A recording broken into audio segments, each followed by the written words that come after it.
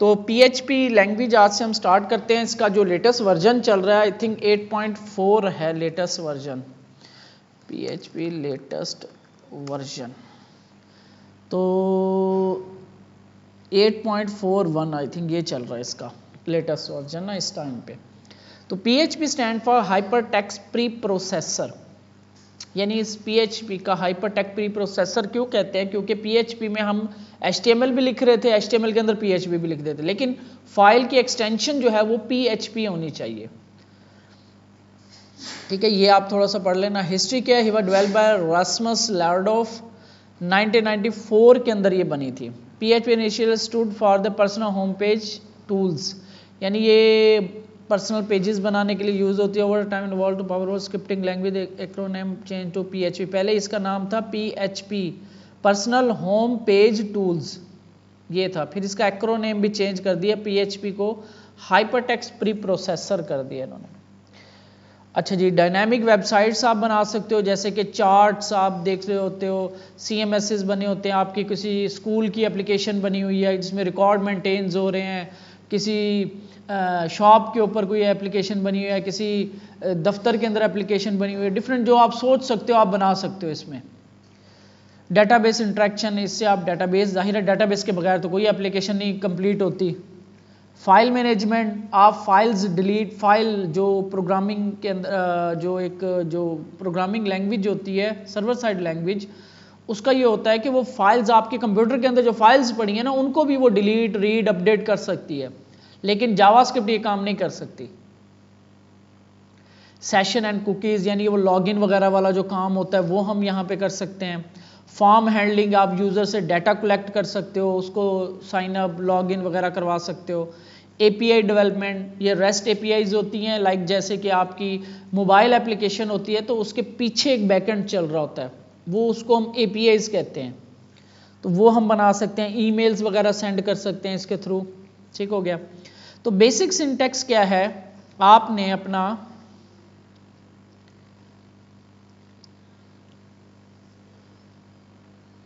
क्या हो रहा है, हमें भी टेंशन दे रहा है। तो आपने फोल्डर बनाना है, कोई भी नाम रख सकते हो, तो मैं PHP बेसिक्स रख रहा हूँ इसका नाम। ठीक है, इस फोल्डर को मैंने ओपन कर लिया। इस डायरेक्टरी के अंदर अगर ये नहीं होगा फोल्डर तो आपकी PHP प्रोग्रामिंग नहीं चलेगी। ठीक है, तो अब यहाँ पे मैं फाइल बना रहा हूँ जी, index.php।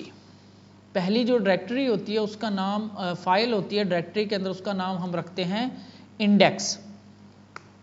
और PHP का जो सिंटैक्स है लिखने का तरीक़ेकार, आपने इस तरह less than sign question mark PHP start होगी और PHP क्लोज, इसी के दरमियान में ही हम, जैसे जावास्क्रिप्ट का था ना, स्क्रिप्ट स्टार्ट स्क्रिप्ट एंड, उसके दरमियान में हम लिख रहे थे, तो ऐसे ही इसका हमने चलना है, क्वेश्चन मार्क PHP, ठीक है, और PHP क्लोज, इसके दरमियान में हम PHP प्रोग्रामिंग लिखेंगे। तो सबसे पहला जो फंक्शन हम देखते हैं वो एको का होता है।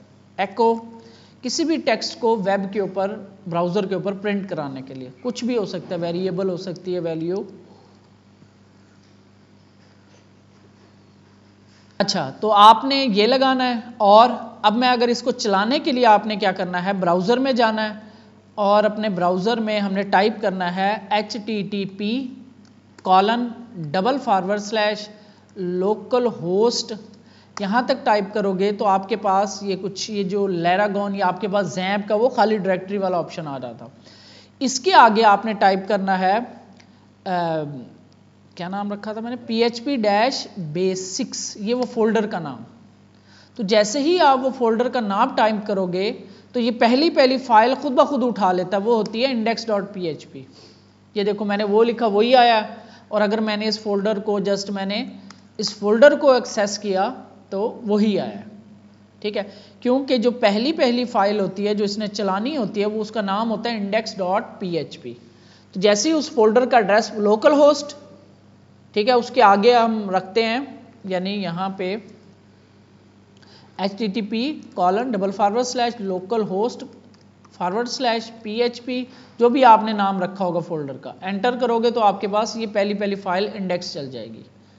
ठीक है, तो इस तरीके से तो ये फाइल्स के नाम, फोल्डर के नाम कैपिटल में नहीं रखते होते, ना स्पेस देते होते हैं। अब देखो मैंने PHP बेसिक रखा था, दरमियान में डैश लगाया। अवॉइड करना आपने, कैपिटल नहीं देने, डैशेस नहीं देनी फाइल के नेम्स के अंदर, अंडरस्कोर लगा लो, अंडरस्कोर सबसे बेहतर होता है, या डैश लगा लो, लेकिन ज़रूरत नहीं पड़नी चाहिए आपको, पड़ेगी भी नहीं, आगे चल के हम देखेंगे बहुत कम ज़रूरत पड़ेगी। ये इस पंगे में नहीं पड़ना मैं कैपिटल लिखूँ, ये लिखूँ, वो लिखूँ। अच्छा सेव करते हैं, तो आपके पास ये चल गया, हेलो PHP प्रिंट हो गया वेब के ऊपर, ये वेब के ऊपर चलेगी आपकी। अच्छा तो यहाँ पे हमारे पास क्या है, अच्छा एक और मैं करता हूँ, एको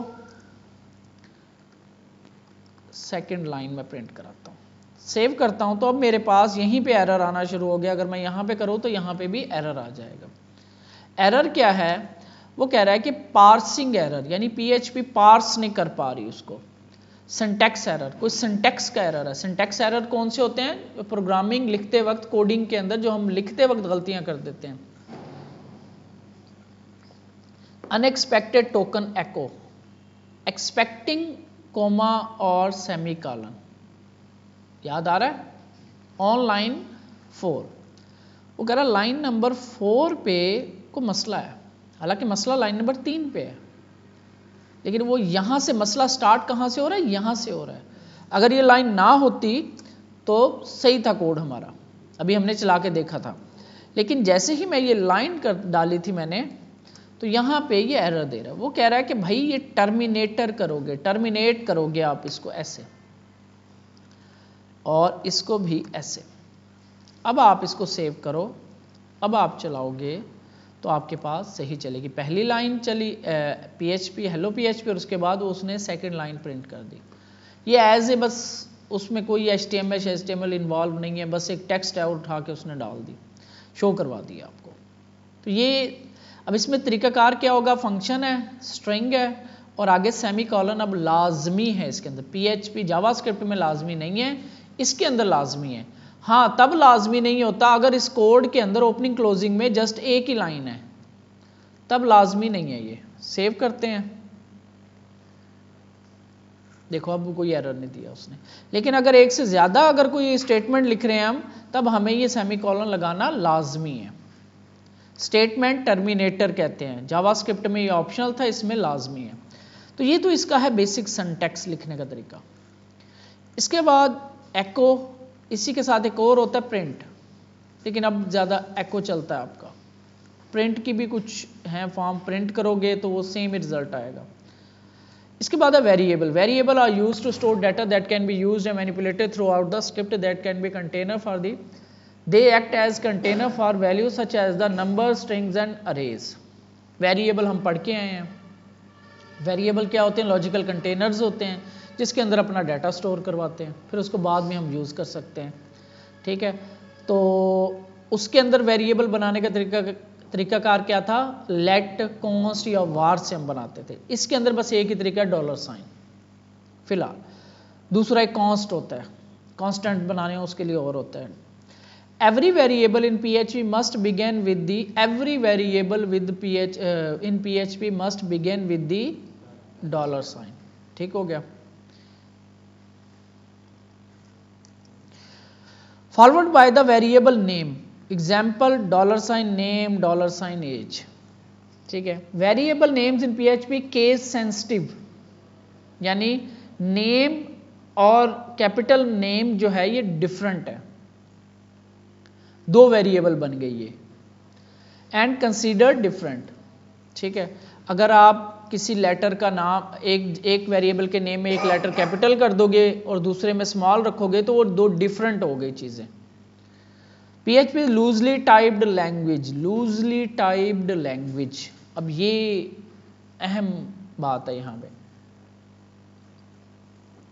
लूजली टाइप्ड लैंग्वेज का मतलब है, अगर किसी ने C++ पढ़ी है, किसी ने C++, किसी ने, उन लैंग्वेजेस में होता पता है क्या है, ये देखो मैं अगर सी प्लस प्लस में हाउ टू डिफाइन वेरिएबल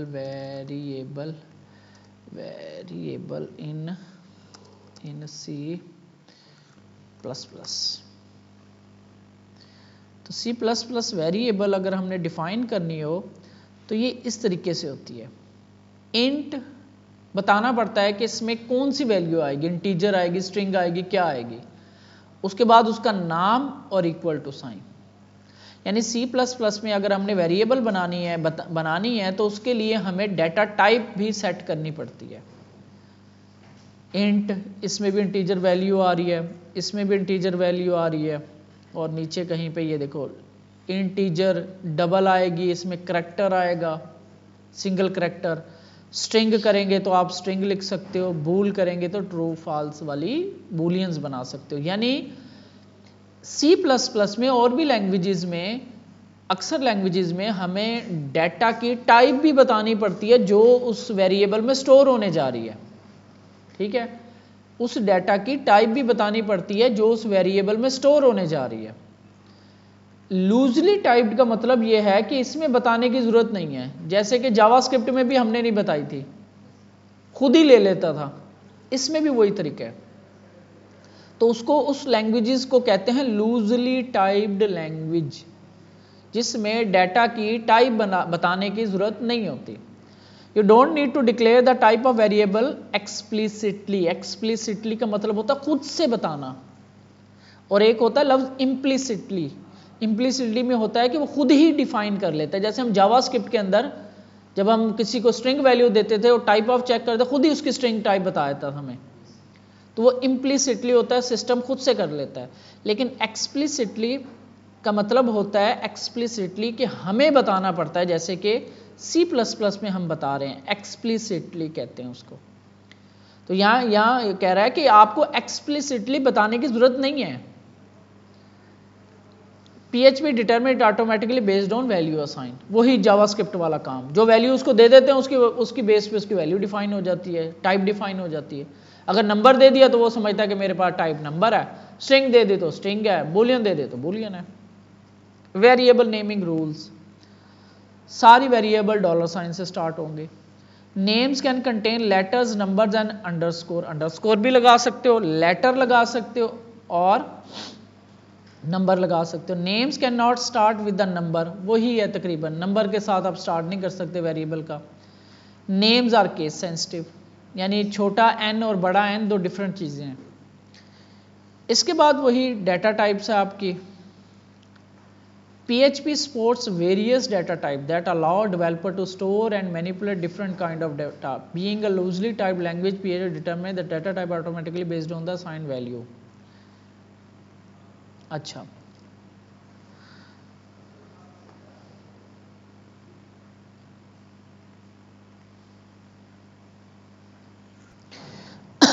अच्छा जी, कौन कौन सी है हमारे पास? इंटीजर है, फ्लोट है, स्ट्रिंग है, बूलियन है, नल है।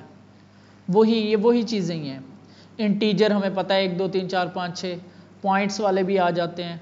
फ्लोट्स, इसमें फ्लोट भी आ गया, ठीक है, अलहदा। स्ट्रिंग, करैक्टर्स आ गए, बूलियंस, ट्रू फॉल्स आ गए, नल जो हमने उधर पढ़ के आए हैं, एक खुद से खाली वैल्यू रख देना, नल। इसके बाद नॉन प्रिमिटिव है, इसमें अरे आ जाती है और ऑब्जेक्ट आ जाता है। हम वहाँ पे ये चीज़ें पढ़ के हैं, तकरीबन वैसे ही हैं, इसलिए मैं थोड़ा सा इसे फास्ट लेके चल रहा हूँ, क्योंकि जावास्क्रिप्ट एक लैंग्वेज मैंने बताया था, एक लैंग्वेज अच्छी तरह समझ आ जाए तो बाकी लैंग्वेजेस भी इतनी मुश्किल नहीं रहती। फिर स्ट्रिंग बना रहे हैं हम, एको करवा रहे हैं स्ट्रिंग, ठीक है। इंटीजर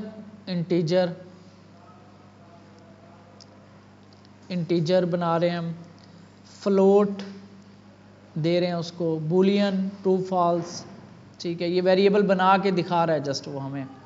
अरे हमने देखा हुआ अरे कैसे बनती है, वही तरीका इसमें भी है, ठीक है।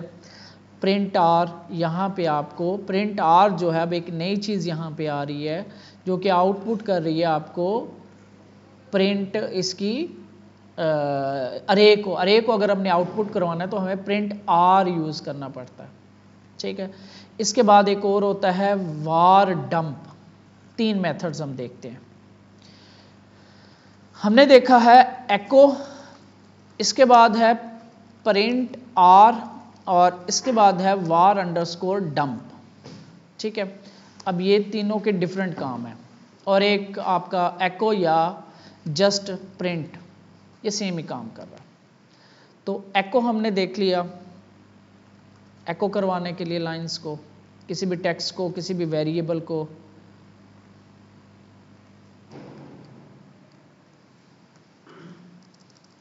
ठीक हो गया।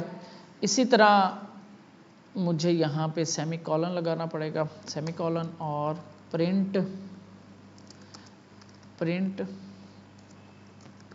Hello from print, semi colon लाजमी है अब, तो आपने लाजमी लगाना है। तो हम यहाँ पे रिफ्रेश करते हैं तो हेलो फ्रॉम प्रिंट भी और हेलो वो भी हमारा एको भी हो गया और प्रिंट भी हो गया। अब मैं चाह रहा हूँ कि न्यू लाइन पे आ जाए, ये जो है ये मेरा न्यू लाइन पे हो, तो दरमियान में या इसके अंदर मैं HTML का कौन सा टैग है ब्रेक करने के लिए, रो को BR टैग, यहाँ पे मैं दरमियान में BR भी लगा सकता हूँ। क्यों कि ये हाइपर टेक्स्ट प्री प्रोसेसर है, पहले HTML वगैरह सारा प्रोसेस करता है फिर आउटपुट दे देता है। जब उसको BR मिलता है वो समझता है ये BR है। BR जब आता है ब्राउज़र के बाद उसको पता है कि BR टैग का क्या काम है, क्योंकि जब आप इसको व्यू पेज सोर्स करते हो तो यहाँ पे नहीं आपको दिखाएगा, ये इंस्पेक्ट करोगे, नेटवर्क में जाओगे तो यहाँ पे रिफ़्रेश करोगे, ये ऑल करके रिफ़्रेश करोगे तो पहली ये चीज़ चल रही है, इसको इग्नोर कर दो, ये सारे ऐसे चल रहे हैं। ये पहला आपका PHP बेसिक चल रहा है, और इसके अंदर अगर आप रिस्पॉन्स पे क्लिक करोगे, ये देखो BR टैग है, और इसके हेडर में जाके अगर आप देखोगे तो ये टेक्स्ट HTML का हेडर आ रहा होता है, यानी सर्वर बता रहा है कि मैं भाई आपके पास एक HTML भेज रहा हूँ। ठीक है, तो जैसे ही ब्राउज़र के पास HTML आती है तो उसको पता है कि मैंने फिर BR का क्या करना है। इसी तरह अगर मैं यहाँ पे मैं एक और BR लगाता हूँ, एको के साथ ज़्यादा काम करते हैं हम, BR, ठीक है, एक नई लाइन, और यहाँ पे आके मैं एको कर देता हूँ, एको करता हूँ H1 को, ठीक है, हेलो वर्ल्ड /H1, और ये सेव किया मैंने, रिफ़्रेश किया तो ये देखो ब्राउज़र को पता है कि मैंने इसको कैसे ट्रीट करना है। ठीक है, क्यों, हाइपर टेक्स्ट प्री प्रोसेसर है, PHP प्रोसेस करके आउटपुट दे देती है। वो HTML H1 थी, वो H1 दे देती है। वो H1 जब आती है ब्राउज़र के बाद उसको पता है कि ये हेडिंग होती है H1, तो वह हेडिंग लगाता है। अब आप यहाँ पे ये सोच रहे होगे कि इसमें वो स्टार्टिंग टैग HTML का एंडिंग टैग नहीं है, फिर भी काम कर रही है, तो इस केस में ये काम कर रही है आपके पास। लेकिन अगर आप HTML को वैसे भी लिखोगे ना, अगर आप कोई एक पेज बनाओ उसमें H1 लिखो और उसको ब्राउज़र में ओपन करो, डॉक्यूमेंट वगैरह कुछ भी ना करो, तब भी आपकी सही चलेगी, क्योंकि ब्राउज़र का काम ही HTML डॉक्यूमेंट को दिखाना है। ठीक है, तो लेकिन उससे क्या होगा, फिर मसले आते हैं बाद में जाके। तो यहाँ पे हमारे पास इस तरीके से हमें हाइपरटेक्स्ट प्री प्रोसेसर इसलिए कहा जाता है इसको। अच्छा जी, प्रिंट आर क्या काम करता है, $, मैं कहता हूँ नेम्स की एक अरे बना रहा हूँ, अली, असलम, जमील, जेम्स। ठीक है, ये हम अरे बना ली, सेम वही तरीका है, सेम वही। अगर मुझे एको करवाना है $, नेम्स, और असलम को प्रिंट कराना है तो क्या करूँगा, 1 इंडेक्स, सेम वही एको, सेम वही तरीक़ेकार है। रिफ्रेश किया मैंने, असलम। अब देखो ये नई लाइन पे है, क्यों, हेडर H1 क्या होता है, ब्लॉक लेवल होता है, तो वो अपने इर्द गिर्द आने नहीं देता, वो नीचे चली गई। तो ये वही तरीका आपका जावास्क्रिप्ट वाला। ठीक है, अच्छा, पूरी की पूरी अगर अरे प्रिंट करानी हो तब आपको प्रिंट अंडरस्कोर आर का फंक्शन यूज़ करना पड़ेगा, और इसके अंदर आप $ नेम्स डाल दोगे और इसको आप रिलोड करोगे तो आपके पास ये देखो पूरी की पूरी, ये असलम को मैं ख़त्म कर रहा हूँ यहाँ से, ये वाला Ctrl+Z करता हूँ इसको, बल्कि कमेंट कर देते हैं ताकि आपको याद रहे, रिफ़्रेश करना पड़ेगा आपको हर दफ़ा। ये आपकी पूरी की पूरी अरे अब प्रिंट हो रही है, इंडेक्स और वैल्यू। इंडेक्स 1 के ऊपर असलम पड़ा, 2 के ऊपर जेम्स पड़ा हुआ है। प्रिंट आर का फंक्शन हम ऑब्जेक्ट्स और अरेज को प्रिंट करवाने के लिए यूज करते हैं। ठीक हो गया। इसके बाद वार डंप है। वार डंप जरा प्रिंट भी करता है और इसको ना डिटेल में दिखाता है। जैसे कि मेरे पास ऊपर है एको, एक वेरिएबल बनाता हूं मैं, $, एज इज इक्वल टू 45, $नेम इज इक्वल टू काशिफ। ठीक हो गया। अब मैं वार डंप करता हूं और $एज और वार डंप $नेम सेव करता हूं। अब इसको चला के देखते हैं कि इसका आउटपुट क्या आता है। तो एक मिनट, ये हमें ना बार बार ये चीज़ चाहिए होती है, तो ये BR हम कर लेते हैं। एक तो ये नेम्स प्रिंट हो रहा है, इसके बाद BR लगा दें, ब्रेक रो हो जाए, क्योंकि एक ही लाइन में लेके आ रहा है। तो ये दूसरी लाइन में आ गया। यहाँ पे देखो वो बता रहा है, पहली है, अच्छा इन दोनों के दरमियान भी हम लगा देते हैं, इन दोनों के दरमियान में भी ज़रा ब्रेक हो जाए। अब देखो वो बता रहा है कि ये जो एज को हमने यहाँ प्रिंट करवाया था वो इंटीजर है और उसकी वैल्यू है 45, और नीचे हमने प्रिंट करवाया था स्ट्रिंग को, उसकी वैल्यू है काशिफ और इसके करैक्टर काउंट है 6, यानी KAS 3 और HIF 3 और 3 6। तो ये वार डंप हमें वो डाटा टाइप भी बता रहा है, इंटीजर है कि स्ट्रिंग है, वो जो हम टाइप ऑफ ऑपरेटर से देखते थे। ठीक है, और हमें फिर आगे वैल्यू भी दे रहा है और स्ट्रिंग के केस में उसकी ये भी बता रहा है। इसी तरह हम वार डंप अरे को भी कर सकते हैं। कॉपी करता हूं, यहां पे एक और ब्रेक रो लगाता हूं, वार अंडरस्कोर डंप $नेम्स की अरे को, तो इसमें भी वो डिटेल्ड दिखाएगा। ठीक है, नेम नहीं, नेम्स वेरिएबल का नाम। ये देखो अरे है ये डाटा टाइप, ठीक है, और इसके अंदर 0 इंडेक्स पे स्ट्रिंग पड़ी हुई है जिसके करैक्टर सेट है। अच्छा, इसको मजीद खूबसूरत करके देखने के लिए ना हम एक और काम भी करते हैं। प्री का टैग होता है कि HTML के अंदर प्री का टैग होता है, HTML में एक टैग होता है pre tag in HTML। Pre tag use to define preformatted text, यानी जैसे ही आप लिखोगे ना वैसे की वैसे दिखाएगा आपको प्री फॉर्मेटेड टेक्स्ट। ये आप इसके बारे में मजीद देखना चाहो तो आप देख लेना। लाइक जैसे ये लिखा है ना, प्री का टैग लगाया, टेक्स्ट लिखी, स्पेस डाल के नीचे ले आया, फिर इधर स्पेस दे दी, ऐसे, तो ये ऐसे का ऐसे ही आपको दिखाएगा। ये देखो आउटपुट इसकी नहीं, वो ये HTML में है, ये HTML है, HTML का काम है। ठीक है, ये HTML का काम है।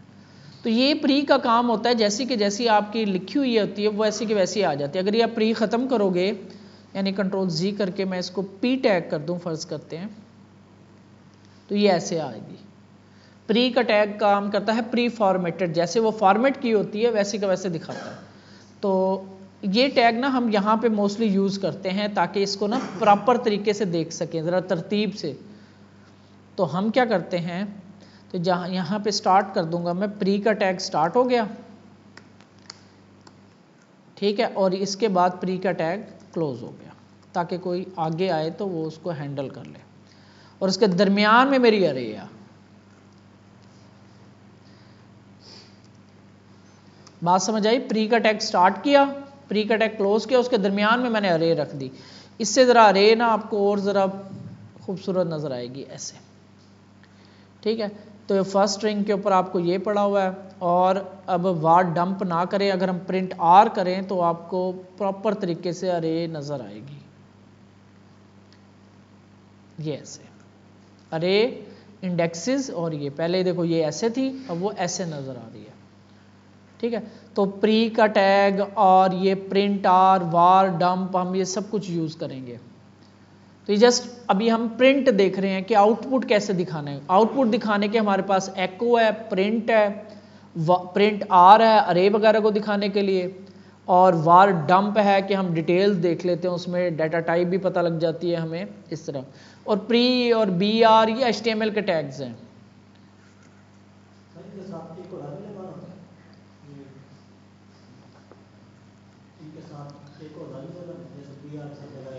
हाँ तो ये एको आउटपुट देगी ना, जब तक एको नहीं लगाओगे तो HTML को पता। अब ये देखो ना, एको नहीं लगाता, जस्ट ऐसे लिखता हूँ, पहली बात तो मुझे एरर ही दे देना चाहिए इसको,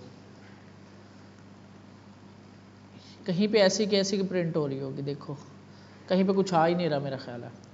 एको जब तक नहीं करेंगे इसको तब तक ब्राउजर के पास जाएगी ही नहीं, ये आउटपुट ही नहीं होगी। ठीक है, जैसे कंसोल लॉग कर रहे थे या हम वैल्यू दे रहे थे, अब असल में ये BR आपका कहीं पे लग ही नहीं रहा, तो एको आपको करना पड़ेगा लाजमी। ये BR या PA प्री टैग कोई भी चीज़ HTML भी अगर आउटपुट करवानी होगी एको करेंगे तो आउटपुट होगी, अदरवाइज नहीं होगी। ठीक है, तो ये चीज़ है आपकी। और अच्छा, डाटा टाइप के बारे में है, स्ट्रिंग, इंटीजर, डबल फ्लोट, नल, अरे, ऑब्जेक्ट, रिसोर्स, ये एडवांस टाइप्स हैं रिसोर्स। ठीक है, जिसको आप ये फाइल्स को कह रहा है। ऑपरेटर्स, अब ये आपके पता ही है आपको, अरिथमेटिक ऑपरेटर्स कौन से होते हैं, प्लस माइनस मल्टीप्लाई, सेम वैसे ही यूज़ हो रहे होते हैं। यहाँ पे एक एक्सपोनेंट ऑपरेटर है, ये बल्कि वहाँ पे भी था, तो ज़्यादा यही यूज़ होते हैं, प्लस माइनस मल्टीप्लाई डिवाइडर और मॉड्यूलस, सेम वही चीज़ है। असाइनमेंट ऑपरेटर, डबल इक्वल, इसमें भी वही इक्वल असाइन करने के लिए डबल इक्वल, इक्वालिटी चेक करने के लिए ट्रिपल इक्वल, ये नीचे आ रहे हैं। तो ये कौन से हैं, ये है असाइनमेंट ऑपरेटर। असाइन करने के लिए प्लस इक्वल एक, अच्छा इसके अंदर थोड़ा सा सब्ट्रैक्ट एंड असाइन, वही add and subtract add and assign, ये वही काम प्लस इक्वल कर रहे थे, उसके अंदर ऐड भी कर रहे थे और उसी वेरिएबल को असाइन भी कर रहे थे। माइनस इक्वल माइनस भी कर रहे हैं और उसी वैल्यू को दोबारा असाइन भी कर रहे हैं। ये सारा वही चीज़ ही है, सारा काम तकरीबन वही है। कंपैरिजन ऑपरेटर वही, इक्वालिटी चेक करना, double equal, not equal, less than, greater than, less than equal to, less than और नॉट इक्वल टू, सेम वही है। इसको मेरा ख्याल है दोबारा रिपीट करवाने की ज़रूरत नहीं है। डबल स्टेरिक होता है आपका एक्सपोनेंट, एक्सपोनेशंस, यानी नहीं ये होता है, अब यहाँ पे देखो ना A और B की वैल्यू क्या रखी है, 10 ज़रब 5, तो ठीक है, इक्वल। इसी तरह कंपैरिजन ऑपरेटर हैं, double equal, single double equal, triple equal, वही चीज़ है। डबल इक्वल किस लिए होता है, कंपैरिजन करने के लिए, ट्रिपल इक्वल टाइप के साथ कंपैरिजन के लिए, not equal, less than, greater then, same वही है ये। उसके बाद लॉजिकल ऑपरेटर वही, A B and, greater than and, इसका आउटपुट क्या आएगा, इसका आउटपुट क्या आएगा, A है 10 B है 5, तो A greater than 5 and B less than 10, सही है गलत है, ट्रू है फॉल्स है, ये ट्रू है, क्योंकि A जो है वो बड़ा है 5 से, 10 वैल्यू है, और B जो है छोटा है 10 से, क्योंकि उसकी 5 वैल्यू है, दोनों साइडें ट्रू हैं। सेम उसी तरह और ऑपरेटर है, इसके अंदर और ऑपरेटर ये इसी तरह यूज़ किया था ना हमने भी जावास्क्रिप्ट में, डबल पाइप साइन, सेम वही कि या ये सही हो या ये साइड सही हो। इसके बाद नॉट ऑपरेटर है, नॉट बेसिकली नेगेटिव निगेट्स करने के लिए कंडीशन को, रिवर्स बूलियन का उल्ट, यानी यहाँ पे ये कहा जा रहा है कि A की वैल्यू रख दी 10 और यहाँ कहा जा रहा है आपके पास A बराबर है 10 के ट्रू, ट्रू को फिर नॉट लगा के फॉल्स किया जा रहा है। अब यहाँ पे कंडीशन कौन सी प्रिंट होगी, हम इसको उठाते हैं, इसको आप यहाँ पे हम आते हैं नीचे आके, फॉर्म, यार इसमें फॉर्मेटिंग नहीं हो रही, तो A की वैल्यू है 10, तो यहाँ क्या प्रिंट होगा अभी देख लेते हैं, सेव, रिफ्रेश करते हैं तो कंडीशन इज फॉल्स। क्यों फॉल्स आ रही है, हम कह रहे हैं कि ये इसका आउटपुट क्या आएगा, इसका कौन बताएगा ये कंडीशन इज फॉल्स क्यों प्रिंट हुआ, क्या मतलब, कुछ समझ आओ, नॉट ऑपरेटर का क्या मतलब, हाँ हम कह रहे हैं कि ये जो बात है ये है ट्रू, तो इसका ऑपोजिट कर रहे हैं, हम कह रहे हैं नहीं ये फॉल्स है, तो फॉल्स तो नहीं है ये बात, ये तो ट्रू है, तो हमारी बात गलत है, हम जो इसको फॉल्स करवा रहे हैं ये गलत है। आउटपुट इसका ट्रू आना, ट्रू को ये नॉट जो है ना फॉल्स कर देता, फॉल्स के केस में एल्स चलता है, बस यूं समझ लो आप सिंपल। इसका आउटपुट आएगा ट्रू और नॉट वाला साइन उस ट्रू को फॉल्स कर देता है, और फॉल्स के केस में क्या चलता है, एल्स, एल्स कंडीशन चलती है। इफ कंडीशन, इफ जो कोड ब्लॉक होता है ये वाला, ये हमेशा ट्रू के केस में चलेगा, ठीक है। यानी यहां पे था ना हमारे पास, अगर आप इसको खत्म कर दो, सेव करते हैं, तो अब ये बात क्या है, ट्रू है। ये क्या लिखा हुआ, दिस विल नॉट प्रिंट, ठीक है, उसने इसको बना के लिखा हुआ है, कंडीशन इज फॉल्स, ठीक है। तो ये वही चीजें हैं तकरीबन, तो इस पे मैं नहीं चाहता कि आप टाइम वेस्ट करें। Control structure, if else if switch, और ये टर्नरी ऑपरेटर, टर्नरी ऑपरेटर देखा था उसमें हमने, अच्छा चलो उसमें वैसे ज़्यादा यूज़ होता है, लेकिन यहाँ पे देख लेंगे। इफ़ कंडीशन, इफ़ एल्स का तो आपको पता ही है, ठीक है। सेम उसी तरह एल्स इफ, इसके अंदर क्या होता है आपका, ये जो एल्स इफ है ना, एक ही चेंज है इसके अंदर, इसको इकट्ठा लिखना होता है, उसमें ज़रा अलग-अलग लिखना होता है, इसमें इकट्ठा लिखना आपने एल्स इफ, बाकी सारा काम वही है। If else if, switch statement हमने वहां पे नहीं देखा था, स्विच स्टेटमेंट इसमें देख लेते हैं कि स्विच क्या होता है। ऐसे अब यूज नहीं होते, लेकिन आपको पता हो कि स्विच करता क्या है, हम ये देख लेते हैं कि स्विच स्टेटमेंट क्या करती है। बल्कि मैं यहाँ पे एक फाइल और बना लेता हूँ, controls.php। अब मैं इस फाइल पे आ रहा हूँ, PHP ओपन की मैंने और PHP क्लोज। PHP का काम जब भी करना है तो मुझे ये काम करना पड़ेगा। सेव किया। अच्छा यहाँ पे क्या हो रहा है, यहाँ पे बताया जा रहा है एक कंडीशन को ना, रिफैक्टर क्यों नहीं दे रहा मुझे यहाँ पे। बेसिकली स्विच के अंदर क्या होता है कि एक वैल्यू को, एक वेरिएबल को डिफरेंट वैल्यूज के साथ चेक, यानी एल्स इफ का ही एक तरीकेकार है, एल्स इफ लिखने का एक दूसरा तरीका कह लो आप। ये काम एल्स इफ से भी हो सकता है, लेकिन उसमें और इसमें थोड़ा सा डिफरेंस ये होता है। ये देखो यहाँ पे क्या कहा जा रहा है, स्विच, और आगे कंडीशन लिखी जा रही है, वैल्यू पास की जा रही है डे की, यानी यहाँ पे पास हो रहा है मंडे, और उसके बाद ये स्टार्ट होता है और करली ब्रेस यहाँ पे आके क्लोज हो जाती है। इसके बाद होते हैं केसेस, केस, यानी अगर ये लिखते हैं स्विच, ठीक है, डे पास कर दिया ऐसे। पहला केस क्या होगा, अगर ये डे जो है वो मंडे के बराबर है, कॉलन, सेमी कॉलन नहीं कॉलन, और यहाँ पे आके एको करवाते हैं, ये वो कोड ब्लॉक के अंदर लिख रहे हैं हम, दी डे इज मंडे, यूं करते हैं सेमी कॉलन। अब आपका अगला केस आएगा, सॉरी ब्रेक आती है, ब्रेक करेंगे इसको और अगला केस स्टार्ट हो जाएगा आपका। केस अगर बराबर होता है, किसका स्पेस देनी है, इक्वल वगैरह नहीं है, मैंने उधर वो गलत लिख दिया, इक्वल नहीं आता क्योंकि बड़ा अर्सा हो गया इसे यूज ही नहीं हमने किया। तो ट्यूसडे, ठीक है, कॉलन, और उसके बाद आपका आ गया ये वो जो आपने प्रिंट करवाना है, टुडे इज ट्यूसडे, यूं कर देते हैं, ठीक है। इसके बाद सेमी कॉलन और इसके बाद ब्रेक, सेमी कॉलन, और आपका केस एक खत्म हो गया। अगर इनमें से कोई भी नहीं आता, ठीक है, तो हम फिर डिफॉल्ट केस लिख देते हैं इसके अंदर, डिफॉल्ट एको अदर डे, ठीक है। तो मैं ये सारा काम हमारा स्विच से भी, इफ एल से भी हो सकता है, लेकिन स्विच कभी कभी एक वैल्यू को, एक वेरिएबल को डिफरेंट वैल्यूज के साथ चेक लगाने के लिए हम स्विच भी यूज कर लेते हैं, बहुत कम यूज कर, हर किसी का अपना अपना प्रोग्रामिंग का स्टाइल होता है, मैं तो बहुत कम यूज करता हूँ, इसलिए मुझे सिंटैक्स भी अभी जहन में नहीं आ रहा था सही। तो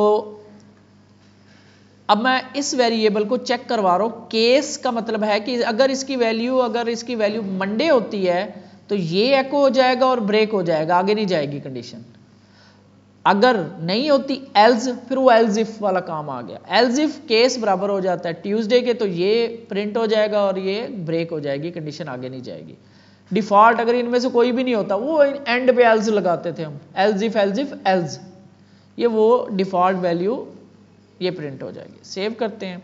अब इस फाइल को चलाने के लिए पहली अगर इंडेक्स की फाइल होती है उसके आगे हमें लिखने की जरूरत नहीं होती। अब फाइल हमने दूसरी चलानी है, उसका नाम हमने रखना है controls.php।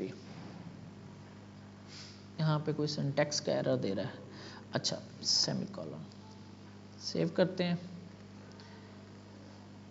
टुडे इज मंडे, ठीक है। अगर मैं यहाँ पे कर दूँ थर्सडे, सेव करते हैं, वो किसी में नहीं आ रहा, तो अदर डे। बस वो एल्स इफ कंडीशंस ही होती हैं, उनको ज़रा स्विच के साथ इस तरीके से कुछ लिख देते हैं। इसके बाद क्या था, टर्नरी ऑपरेटर। ये शॉर्टकट वे है इफ एल्स लिखने का। फर्ज करते हैं मैंने ये लिखा कि एज इज 18, ठीक है, और मैं कह रहा हूँ कि इफ एज ग्रेटर देन 18 हो या ग्रेटर देन और इक्वल टू 18 हो, क्या कर रहा हूँ, तो आपने प्रिंट करा देना है, एको करवाना है यू आर एलिजिबल, ठीक हो गया, सेमीकोलन। एल्स एको करवाना है यू आर नॉट एलिजिबल, ठीक है। ये कंडीशन लिख रहा हूँ, तो इसको मैं कमेंट कर रहा हूँ, सेव करता हूँ, और ये देख रहे हो मुझे एरर देना शुरू कर देता है। सेमीकोलन क्योंकि हमें आदत नहीं है, तो इसलिए मैं जावास्क्रिप्ट के अंदर कहता हूँ कि आप सेमीकोलन लगा लिया करो ताकि आदत पड़ जाए पीएचपी में, ठीक है। तो आपने इसको रिफ्रेश करोगे तो क्या आएगा, यू आर एलिजिबल, क्योंकि 18 साल है। बस इसी कंडीशंस को हमने एक शॉर्टकट वे में भी लिख सकते हैं, वो है हमारा टर्नरी ऑपरेटर। इसमें क्या होता है, ऐसे ऐसे और ऐसे लिखा जाता है। इसमें हम लिखते हैं वेरिएबल कंडीशन अपनी ग्रेटर देन इक्वल टू 18, ठीक है, सेम, और आगे लगाते हैं क्वेश्चन मार्क, इसके बाहर आके क्वेश्चन मार्क और कॉलन। अब कॉलन के लेफ्ट साइड पे आती है आपके ट्रू के केस में, और राइट साइड पे आती है आपकी फॉल्स का केस, ठीक है। यानी एलिजिबल वाला केस आएगा आपकी कॉलन के लेफ्ट साइड पे ऐसे, और नॉट एलिजिबल वाला केस आपका आएगा ऐसे, ये क्या एरर दे रहा जी मुझे, एको, अच्छा ये आपको एक्सप्रेशन होता है, ये आपको इस तरह से ऐसे करना पड़ेगा। अभी भी गलती दे रहा है, वाई एको, क्यों गलती दे रहा है मेरा सिंटैक्स। जावास्क्रिप्ट में तो इसी तरह होता है, क्वेश्चन मार्क मंडे एको, ठीक तो है। एको किया आपने, एज ग्रेटर देन है तो ये प्रिंट हो जाए कॉलन, या ये प्रिंट हो जाए, राइट ब्रो, क्या गलती है, देखो जरा, एको क्वेश्चन मार्क कॉलन होना नहीं चाहिए था, मैं वही कह रहा हूँ, कोड तो मैंने सही लिखा हुआ है। अच्छा, तो ये अब ये इफ एल्स को लिखने का बस एक ये तरीका भी होता है, वन लाइनर, ठीक है। पहले एको करवा दिया और उसके अंदर कंडीशन और क्वेश्चन मार्क, और ये कॉलन, कॉलन के लेफ्ट साइड पे होती है ट्रू के केस में, और राइट साइड होती है फॉल्स के केस में। बस ये एक सिंटैक्स लिखने का तरीक़ेकार है, टर्नरी ऑपरेटर हम कहते हैं। कहीं पे हम ये भी छोटा सा जहाँ पे इफ एल्स लिखना होगा हम इस तरह भी लिख देंगे। तो ये डिफरेंट चीज़ें, छोटी छोटी चीज़ें आपकी वेब के अंदर यूज़ होंगी जब हम बनाएंगे। तो मैं नहीं चाह रहा कि आपको मैं इस चीज़ों के ऊपर टाइम वेस्ट करवाऊँ।